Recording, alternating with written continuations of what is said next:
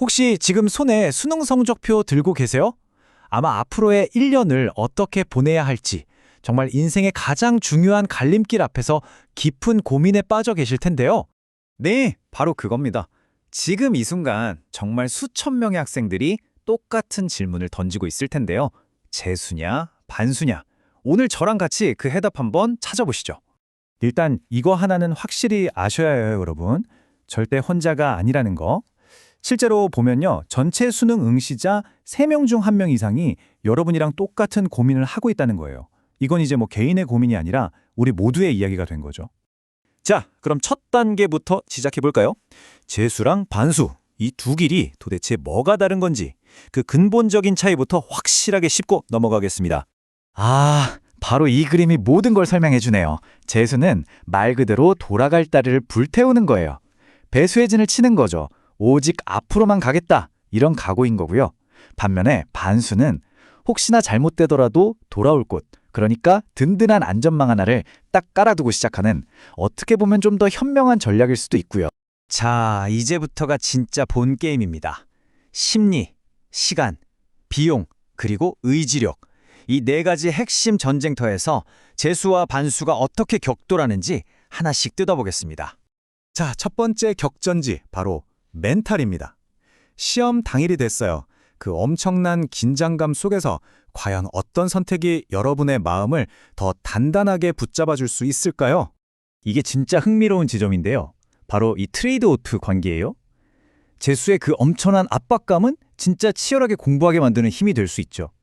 하지만 반수에 돌아갈 곳이 있다는 그 안전망이 실제 시험장에서 침착함을 유지하는 데에는 결정적인 역할을 할 수도 있다는 겁니다. 멘탈 싸움만큼이나 아니 어쩌면 그보다 더 중요할 수도 있는 두 번째 대결입니다.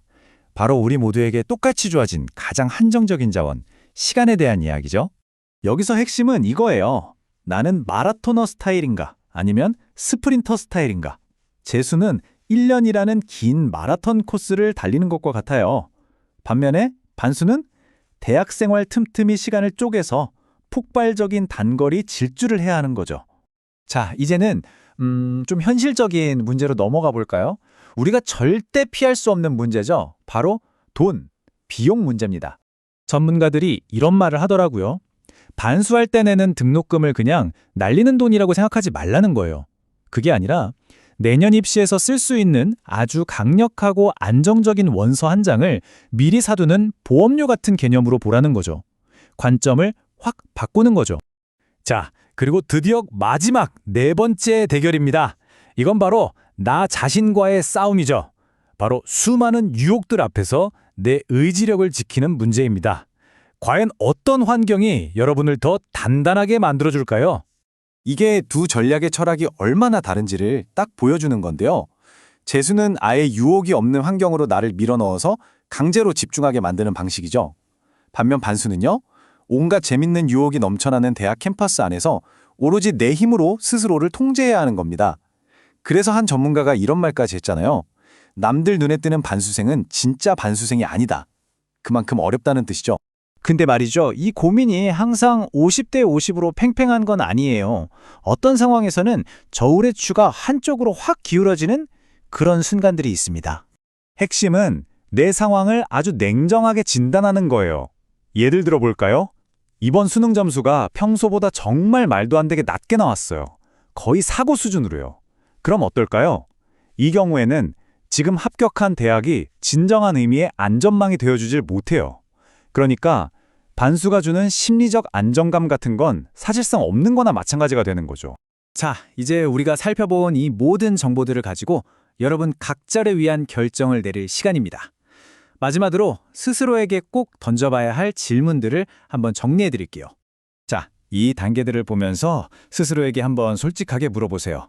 첫째, 내 지금 성적 베이스가 어떤가?